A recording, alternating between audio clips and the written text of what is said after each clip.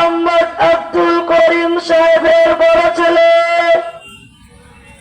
মোহাম্মদ আব্দুল জব্বার সাহেব আজ বিকাল 4:30 তার নিজ বাড়িতে ইন্তেকাল করিয়াছেন। ইন্না লিল্লাহি ওয়া ইন্না ইলাইহি রাজিউন। মরহুমের জানাজার নামাজ কিছুক্ষণের মধ্যে অনুষ্ঠিত হইবে। ভাই, আপনারা তো চিন্তা করবেন না, আমি পাইকপাড়া দারুল উলুম কওমি মাদ্রাসা থেকে 2 জন হুজুর নিয়ে আসি। গোসল এবং কাপড়ের ব্যবস্থা করছি। এখন কাপড়ের প্রদর্শনী হবে।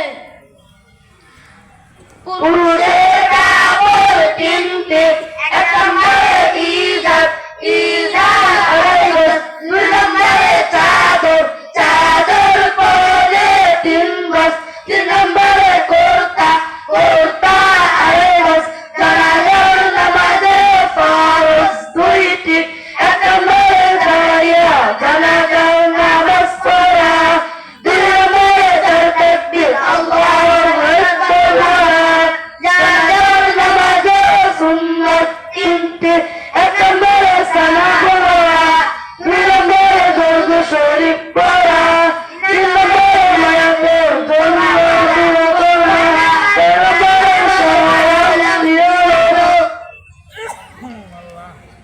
ভাই, আপনারা কেউ চিন্তা করবেন না, আমি পাইকপাড়া দারুল উলুম কওমি মাদ্রাসা থেকে ইমাম সাহেব হুজুরকে নিয়ে আসছি।